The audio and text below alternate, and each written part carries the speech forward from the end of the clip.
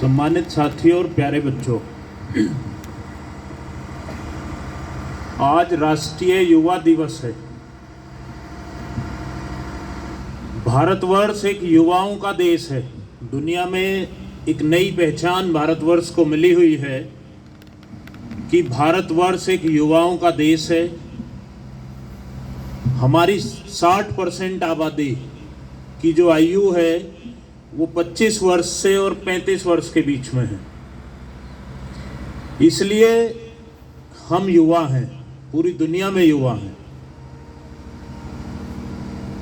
आज हम उस महामानव को, जिनको हम स्वामी विवेकानंद कहते हैं, उनको श्रद्धांजलि अर्पित करते हैं और उनका भारतीय इतिहास में एक बहुत महत्वपूर्ण स्थान है। बचपन से ही कुशाग्र बुद्धि के बच्चे थे। बचपन से ही एक जानने की इच्छा होती थी कि क्या भगवान होता है, क्या कहीं भगवान है, क्या किसी ने उसको देखा है। लेकिन कोई नहीं बता पाता था कि भगवान है या नहीं है, और ना ही उनको सांत्वना मिलती थी। लेकिन एक ऐसे व्यक्ति मिले जिनको हम रामकृष्ण परमहंस कहते हैं, जिनको स्वामी विवेकानंद जी ने अपना गुरु बनाया। जब उनके सामने भी स्वामी जी ने ये प्रश्न किया कि क्या आपने भगवान को देखा है, तो उन्होंने बिल्कुल साधारण सी भाषा में कहा, हाँ देखा है, जैसे मैं आपको देख रहा हूं उसी तरह मैंने भगवान को देखा है। स्वामी जी को उनका उत्तर मिल गया था और उस दिन के बाद उन्होंने रामकृष्ण परमहंस जी को अपना गुरु मान लिया। भगवान को देखना, भगवान को देखने का मतलब क्या होता है? भगवान को देखने का मतलब होता है कि हम अंतरात्मा से उसको महसूस कर सकें। हम अपने विचारों को इतना सुदृढ़ बनाएं कि कोई बड़ी से बड़ी ताकत भी हमारे सिद्धांतों को, विचारों को हिला ना सके। हम सत्य के मार्ग पर चलें, हम झूठ ना बोलें, हम निडर बने। बी फियरलेस, उन्होंने यही कहा है, निडर बनो, शेर की तरह बनो। एक उनका और बहुत अच्छा कोट है, उठो, जागो और तब तक मत रुको जब तक आपको लक्ष्य की प्राप्ति ना हो जाए। उठने से मतलब यही है कि आप सुबह उठते हैं, सबसे पहले आपको भगवान का नाम लेना चाहिए कि उसने हमें एक नया दिन दिया है।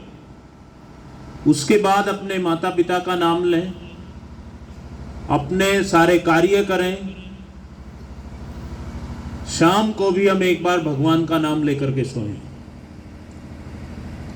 कि आज का दिन हमारा अच्छा गया, हमने किसी का दिल नहीं दुखाया और हम बिल्कुल संतुष्ट हैं मन से, वचन से, कर्म से।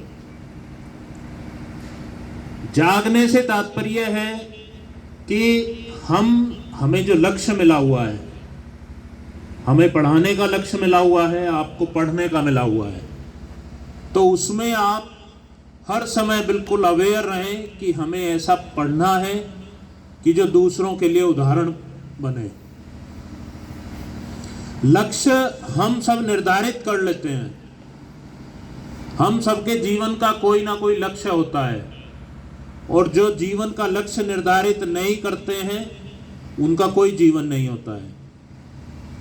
तो सभी अपने जीवन का लक्ष्य निर्धारित करें और उसको अपने मन मस्तिष्क में हर समय रखें कि मुझे ये बनना है। I will do it. जब हम इस बात को हर समय स्मरण रखेंगे तो परमात्मा भी हमारी बात सुनता है और वो हमें जरूर बनाएगा। आज स्वामी विवेकानंद जी के जन्म दिवस पर मैं आप सभी को यही एक संकल्प के साथ एक मैसेज देना चाहता हूं कि आप अपने जीवन का लक्ष्य निर्धारित करिए और फिर उसको हर समय अपने मन मस्तिष्क में रखकर उसके लिए प्रयास कीजिए। दुनिया की कोई ताकत आपको उस लक्ष्य को प्राप्त करने से नहीं रोक सकती। दूसरी बात, आपके विचार ऐसे हों जैसे अभी हमारे एक साथी ने कहा है, आपके कर्म ऐसे हों कि आपके माँ बाप का सर ना झुके, दूसरों के सामने गर्व से कह सकें ये मेरा बेटा है, मेरा बेटा ये करता है, मेरी बिटिया ये करती है। वो ये ना कह सके कि छोड़िए, आप उसकी बात छोड़िए, कुछ और बात करिए। जब आपके माँ बाप से कोई आकर के पड़ोसी रिश्तेदार ये पूछते हैं आपका बच्चा क्या कर रहा है, और पेरेंट्स बड़े गर्व से बताते हैं मेरा बेटा ये कर रहा है, मेरी बिटिया ये कर रही है, इसका मतलब उनका बच्चा सही रास्ते पर चल रहा है। और जब वो उस रिश्तेदार से, पड़ोसी से, किसी और से ये कह देते हैं कि छोड़िए उसकी बात, छोड़िए कुछ और बात करिए, इसका मतलब उनके बच्चे सही नहीं चल रहे हैं। हम सभी को ऐसा ही बनना है, हम सभी को एक आदर्श प्रस्तुत करना है। अपने परिवार के प्रति, समाज के प्रति और देश के प्रति जो जिम्मेदारी और जवाबदेही है हम सबकी, उसका पूर्णतः पालन करना है। आगे बढ़ना है, निरंतर प्रयास करना है, हमें रुकना नहीं है। इसी संकल्प के साथ, इन्हीं विचारों के साथ आप सभी को पुनः शुभकामनाएं। धन्यवाद।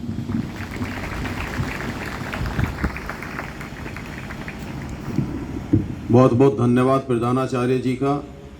बहुत सुंदर बात उन्होंने कही जो आपके उत्थान और विकास के लिए है। अब मैं